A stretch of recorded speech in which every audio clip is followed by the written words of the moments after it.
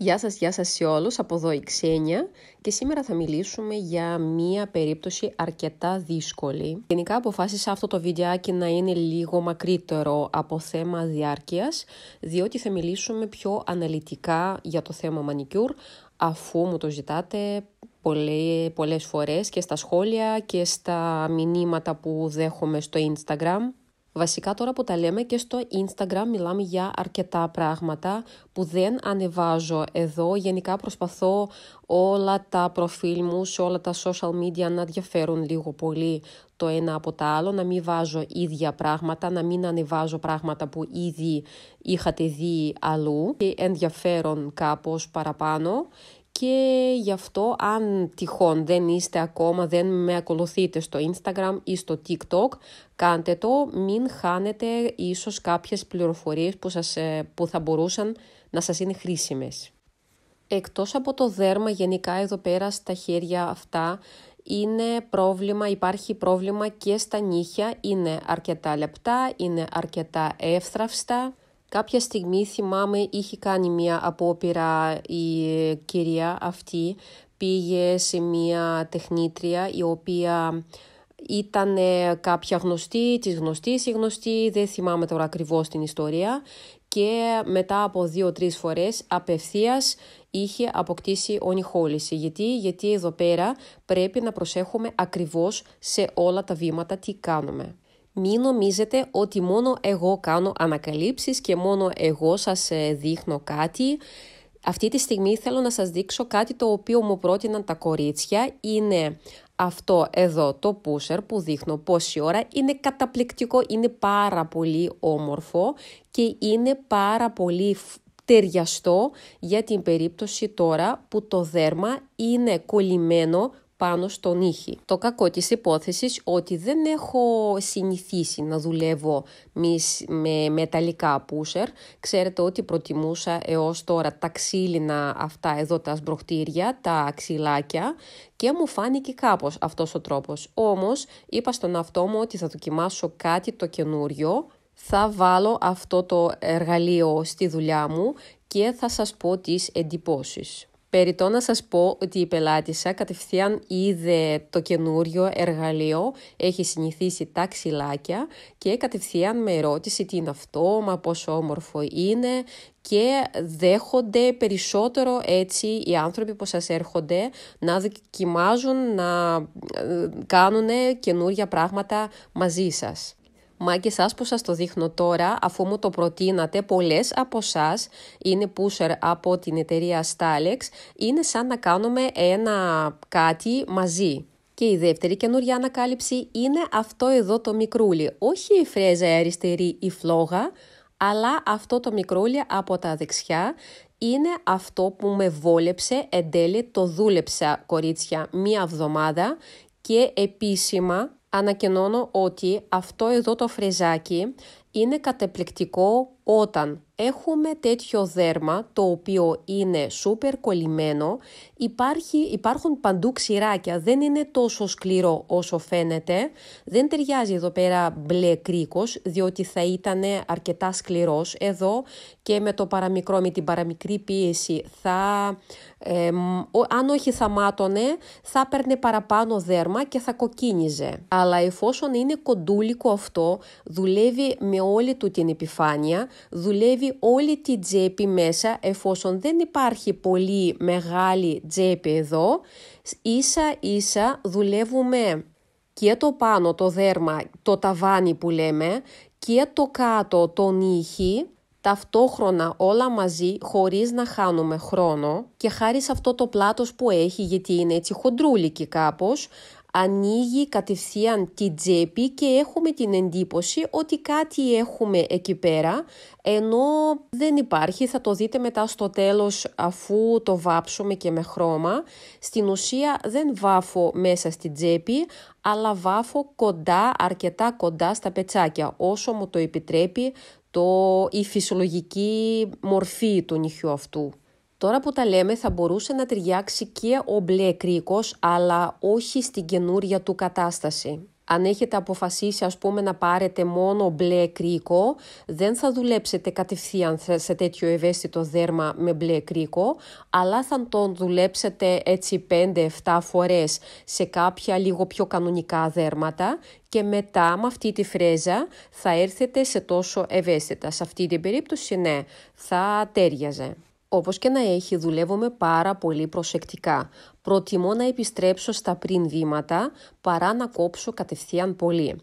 Μετά θα δείτε σε λίγο που θα πάρω το ψαλιδάκι πως στην ουσία εδώ πέρα δεν υπάρχει δέρμα να κόψω. Περισσότερο εδώ υπάρχει ξηρό δέρμα, αυτά τα ξηράκια θα πρέπει να τα τρίψουμε τόσο όσο για να μην κοκκινίζει, γιατί την επόμενη φορά θα έχουμε παραπάνω. Το μόνο πολύ ξηρό σημείο εδώ πέρα είναι εδώ στο μισαίο νύχι από την πλευρά του δείκτη και αυτό οφείλεται στο ότι είναι ένα δάχτυλο το οποίο συμμετέχει σε όλες τις κινήσεις του χεριού, είναι δεξί χέρι, σας δείχνω το δεξί χέρι, το μισαίο και τον δείκτη γιατί είναι τα πιο δύσκολα αυτά. Εδώ ναι, εδώ υπάρχει αρκετή σκλήρινση από την πλευρά του δείκτη είπαμε και εδώ πέρα δίνουμε μεγαλύτερη σημασία, θα μπορούσαμε να το κόψουμε πριν το τρίψουμε, εγώ όμως δεν διακινδυνεύω γιατί αύριο μεθαύριο πάλι θα πάει στη δουλειά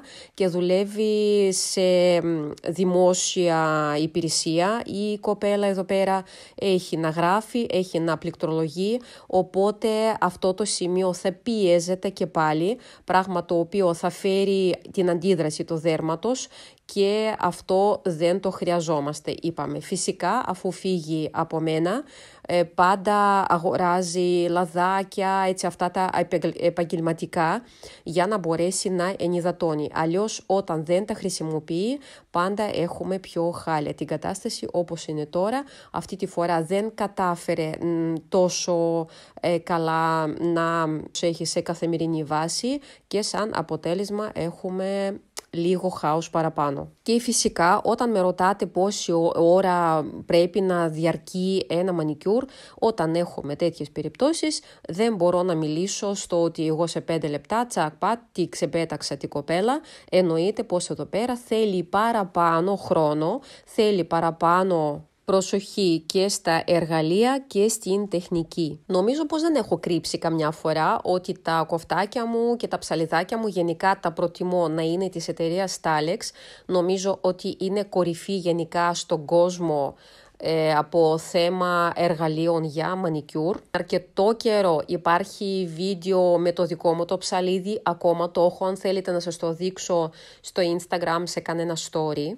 Και φυσικά τώρα που τελείωσε η κόρη μου και αυτή η τμήμα ποδολογίας, τελειώνει τώρα την πρακτική, πήραμε και για αυτήν ψαλιδάκι από την εταιρεία Stalex, εννοείται. Είναι αυτό το χαρούμενο παιχνιδιάρικο με ρόζε λεπτομέρειες, έχει λεπτή λεπίδα, η οποία καταλήγει να λυγίζει στο ελεύθερο άκρο για να γίνεται πιο ελεύθερη η κοπή, πιο σωστή η κοπή. Τα πετσάκια εδώ πέρα, το δέρμα που έχουμε σηκώσει με τη βοήθεια της φρέζας, έχουν μία ημικύκλια κάπως μορφή και έτσι όταν έχει το ψαλιδάκι τέτοια τελειώματα μου επιτρέπει να κόψω λίγο πιο βολικά αυτή τη πέτσα, έτσι ώστε να μην σηκώνω πάρα πολύ τον αγκώνα μου και κουράζομαι την ώρα της δουλειάς. Τι άλλο να κάνουμε στο σπίτι, ας πούμε, πάνω στον αυτό μας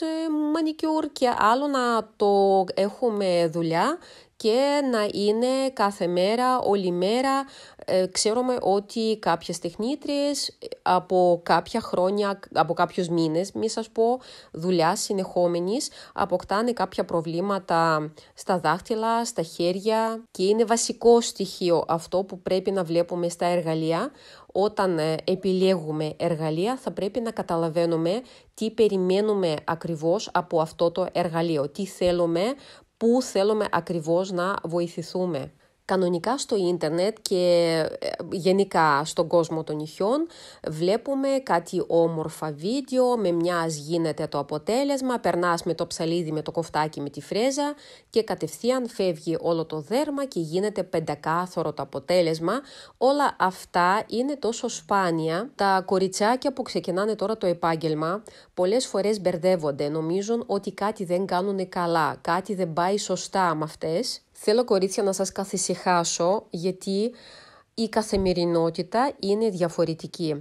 Βλέπουμε ότι, βασικά ήθελα να επισημάνω ότι και αυτά εδώ τα ξηράκια που προεξέχουν πρέπει να τα κόψουμε πριν πιάσουμε καν την μπίλια, γιατί με την μπίλια δεν θα κόβουμε, αλλά θα κάνουμε τη λίανση. Και η μπίλια επίσης είναι της εταιρείας Stalex. Έχω προτιμήσει τον κόκκινο κρίκο για αυτόν εδώ ακριβώς τον λόγο που σας προείπα.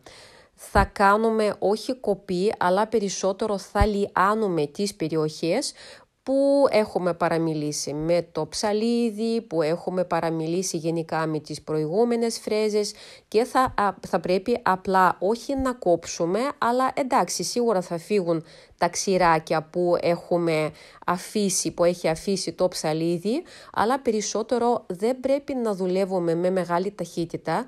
Ίσα-ίσα, δεν ξέρω, στις 10 το πρωί, 9 το πρωί, έτσι όπως δείχνει το ρολόι, όχι ο δείκτης του τροχού σας, δεν θα είναι μεγάλη η ταχύτητα και δεν θα είναι μεγάλη η πίεση που θα έχετε εδώ πέρα. Δεν θέλουμε να καταλήξουμε σε κοκκινίλες, σε ερεθισμούς και σε πληγές. Σε την περίπτωση βλέπετε ότι μπορούμε να δουλεύουμε όχι μόνο μπρος πίσω, αλλά να είναι κάπως ημικυκλικές οι κινήσεις, να είναι κάπως και ζυγζακωτές, γιατί όχι. Εδώ βλέπουμε, όπως όταν δουλεύουμε τη φτέρνα, ας πούμε, πρέπει να βλέπουμε την ζωγραφιά του δέρματος.